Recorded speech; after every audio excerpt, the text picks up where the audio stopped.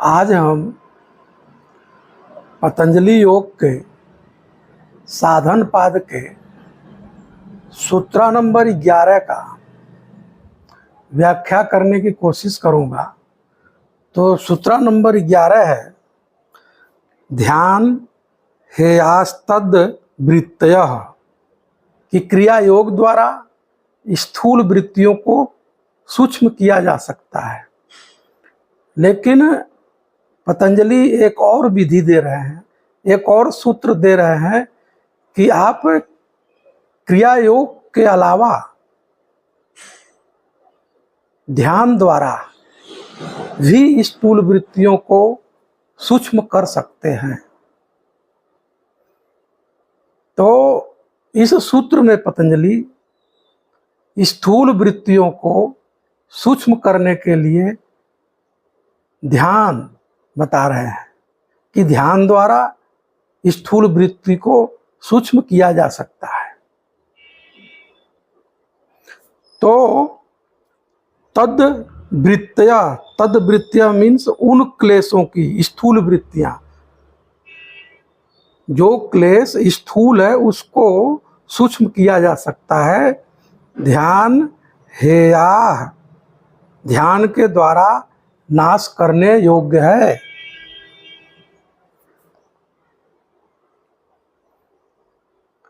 इसका क्या मतलब हुआ कि व्यक्ति चाहे क्रिया योग द्वारा स्थूल वृत्तियों को सूक्ष्म कर ले, स्थूल क्लेशों को सूक्ष्म कर ले, या ध्यान द्वारा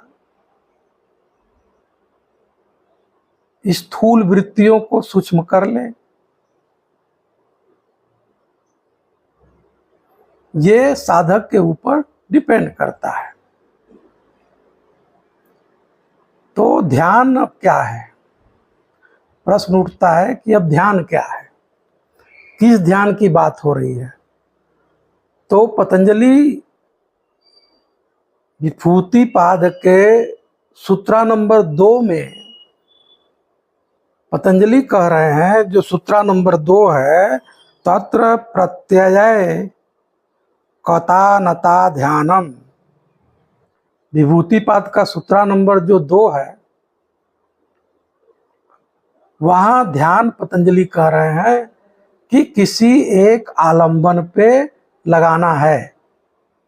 जब साधक अपने ध्यान को किसी एक आलंबन पे लगाता है, किसी एक ऑब्जेक्ट पे लगाता है और लगातार जब उस पे फोकस करता है, लगातार उसका ध्यान उसी पे लगता है।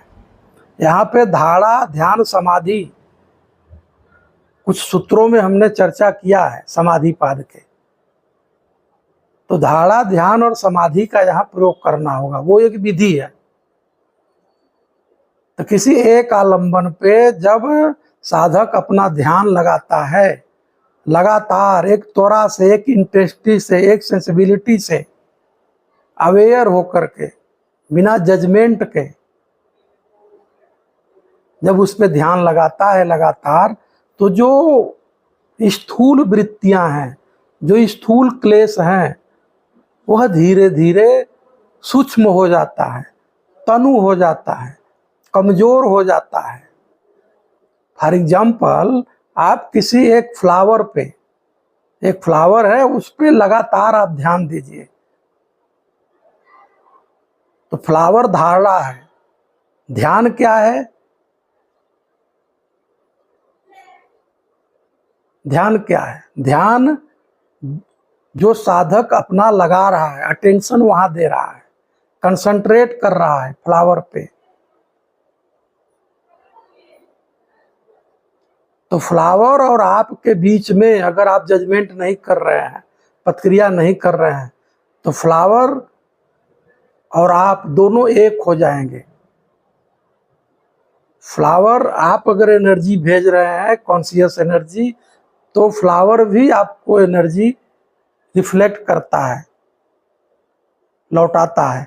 तो दोनों के बीच में जब ईगो ड्रॉप हो जाता है, जब क्लेश, स्थूल क्लेश तनु होने लगता है धीरे धीरे धीरे धीरे, तब आप ठीक ठीक फ्लावर को देख सकते हैं। तो यह ध्यान की एक विधि है। तो इस सूत्र में पतंजलि बस इतना कहना चाहते हैं कि क्रिया योग के द्वारा भी आप स्थूल क्लेश को, स्थूल वृत्तियों को सूक्ष्म कर सकते हैं, और ध्यान के द्वारा भी स्थूल क्लेश को, स्थूल वृत्तियों को सूक्ष्म बना सकते हैं, तनु बना सकते हैं। तो इसका प्रयोग आप भी अपने जीवन में करें, आपको जरूर लाभ मिलेगा।